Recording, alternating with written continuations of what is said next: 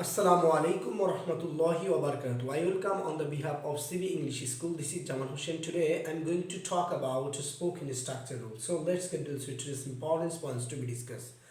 তো আজকে আলোচনা করব আমরা স্পোকেন স্ট্রাকচার রুল নিয়ে।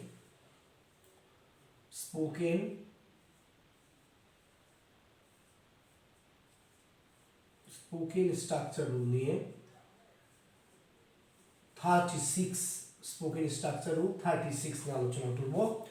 তো সবার কাছে আমার রিকোয়েস্ট, যারা স্পোকেন স্ট্রাকচার রুল 35টি দেখেননি তারা অবশ্যই স্পোকেন স্ট্রাকচার রুল 35টি দেখে তারপর স্পোকেন স্ট্রাকচার 36টি দেখুন। আজকে যে বিষয়টি নিয়ে আলোচনা করব সেটি হচ্ছে কর্তার কিছু করার পরিকল্পনা থাকলে। আজকের হেডলাইন সেটি হচ্ছে কর্তার কিছু করার পরিকল্পনা থাকলে। কর্তার কিছু করা পরিকল্পনা থাকলে। পরিকল্পনা থাকলে হেডলাইন হচ্ছে কর্তার কিছু করার পরিকল্পনা থাকলে। এই স্পোকেন স্ট্রাকচার 36 এর এটি হচ্ছে যে হেডলাইনটা হচ্ছে পরিকল্পনা থাকলে। স্ট্রাকচার রুল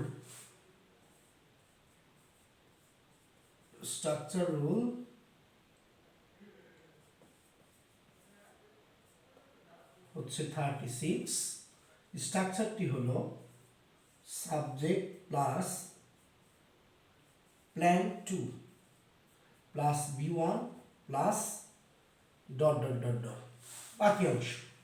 তাহলে আমরা বাংলা বাক্যের মধ্যে যদি পরিকল্পনা থাকলে এই ধরনের যখন আমরা বাংলা সেন্টেন্সের মধ্যে বাক্য পাবো তখন আমরা এই স্ট্রাকচার দিয়ে আমরা খুব সহজে ইংরেজি করতে পারবো। বরাবরের মতো আজকেও আমি উদাহরণ দেব। সেই উদাহরণটি হচ্ছে যে I plan to do। এটা হচ্ছে আমার করার পরিকল্পনা আছে। আমার করার পরিকল্পনা আছে। আমার করার পরিকল্পনা আছে। তাহলে হবে I plan to do, মানে হচ্ছে আমার করার পরিকল্পনা আছে। এখন আমরা যদি পার্সন চেঞ্জ করি তাহলে কি হবে? তাহলে হবে we plan to do, মানে কি আমাদের করার পরিকল্পনা আছে। আমাদের করার পরিকল্পনা আছে।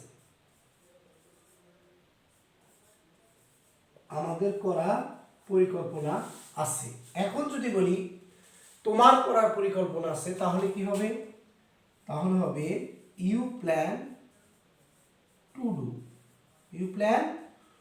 do। মানে হচ্ছে তোমার করার পরিকল্পনা আছে। তোমার করার পরিকল্পনা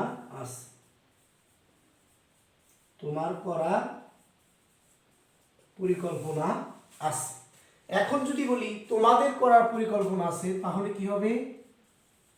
you plan to do। তোমাদের করার পরিকল্পনা আছে। আমরা জানি you মানে হচ্ছে তুমি আর you মানে হচ্ছে তোমরা। এখন যদি বলি তার করার পরিকল্পনা আছে কি হবে? he plans to do। তার করার পরিকল্পনা আছে। তার করার পরিকল্পনা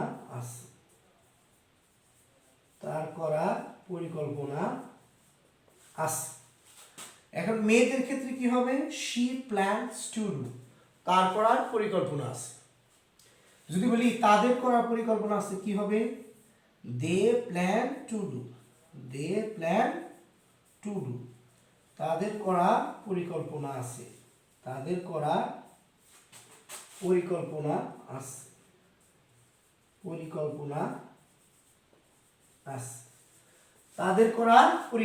আছে। যদি বলি রহিমের করার পরিকল্পনা আছে তাহলে কি হবে? Rahim plans Rahim plans to do. রহিমের করার পরিকল্পনা আছে। রহিমের করার পরিকল্পনা আছে। রহিমের করার পরিকল্পনা আছে।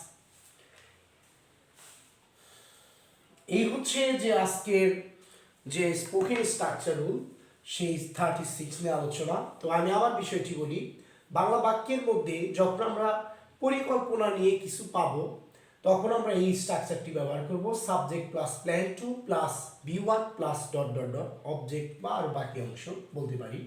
তাহলে আমার করার পরিকল্পনা আছে, আই প্ল্যান টু ডু। এখন যদি বলি আমাদের করার পরিকল্পনা আছে, উই প্ল্যান টু ডু। এখন যদি বলি তোমার করার পরিকল্পনা আছে, তাহলে হবে ইউ প্ল্যান টু ডু। যদি বলি তোমাদের করার পরিকল্পনা আছে, তাহলে হবে ইউ প্ল্যান টু ডু। আমি যদি বলি তার করার পরিকল্পনা আছে, হি প্ল্যানস টু ডু। আর মেয়েদের ক্ষেত্রে শি প্ল্যানস টু ডু। যদি বলি তাদের করার পরিকল্পনা আছে, দে প্ল্যান টু ডু। আর যদি বলি রহিমের করার পরিকল্পনা আছে, রহিম প্ল্যানস টু ডু। রহিমের করার পরিকল্পনা আছে। তো এখন আমরা যে বিষয়টি চেঞ্জ করব সেটি হচ্ছে যে এই যে ফার্স্ট ব্রেকেট দিয়ে যে ভার্বটি আটকিয়েছি, এই ফার্স্ট ব্রেকেটে আমরা নতুন নতুন ভার্ব নিয়ে আলোচনা করব, যার দ্বারা আমরা নতুন নতুন অনেক সেন্টেন্স তৈরি করতে পারবো এবং এগুলো আমরা দৈনন্দিন কাজে আমরা ব্যবহার করতে পারবো। এখন আমি যদি বলি আমার একটি গাড়ি ক্রয় করার পরিকল্পনা আছে, তাহলে কি হবে? আই প্ল্যান, এই টু পরে হচ্ছে ডু লেখছি, এই ডুর জায়গায় ভার্ব দিতে হবে। কেনা ইংরেজি হচ্ছে বাই, তাহলে আই প্ল্যান টু বাই এ কার। আমার একটি গাড়ি কেনার পরিকল্পনা আছে। যদি বলি আমাদের একটি গাড়ি কেনার পরিকল্পনা আছে, উই প্ল্যান টু বাই এ কার। যদি বলি তোমার গাড়ি কেনার পরিকল্পনা আছে, ইউ প্ল্যান টু বাই এ কার। তোমার গাড়ি কেনার পরিকল্পনা আছে। যদি বলি তোমাদের গাড়ি কেনার পরিকল্পনা আছে, তাহলে ইউ প্ল্যান টু বাই এ কার। আমি যদি বলি তার গাড়ি কেনার পরিকল্পনা আছে, হি প্ল্যানস টু বাই এ কার। আর মেয়েদের ক্ষেত্রে শি প্ল্যানস টু বাই এ কার। তার গাড়ি কেনার পরিকল্পনা আছে। যদি বলি তাদের গাড়ি কেনার পরিকল্পনা আছে, তাহলে কি হবে? দে প্ল্যান টু বাই এ কার। যদি বলি রহিমের গাড়ি কেনার পরিকল্পনা আছে, রহিম প্ল্যানস টু বাই এ কার। এখন জাস্ট আমরা এই ভার্বের জায়গায় নতুন নতুন সেন্টেন্স যদি বসিয়ে দেই, নতুন নতুন ভার্ব যদি বসিয়ে দেই, নতুন নতুন সেন্টেন্স কিন্তু তৈরি হবে। তাহলে কিন্তু আমরা বিষয়টি খুব সুন্দরভাবে বুঝতে পারলাম। সুপ্রিয় শিক্ষার্থী বন্ধুরা, আমরা যদি এই ভার্বগুলো বেশি বেশি চেঞ্জ করি আর এগুলো যদি আমরা ব্যবহার করি, নতুন নতুন সেন্টেন্স তৈরি করতে পারবো। আশা করি স্ট্রাকচার রুল 36টি বুঝতে পেরেছেন। তো 37 স্ট্রাকচার রুল দেখার আমন্ত্রণ জানিয়ে আজকের ক্লাস এখানেই শেষ করতেছি। আসসালামু আলাইকুম ওয়া রাহমাতুল্লাহি ওয়া বারাকাতুহু।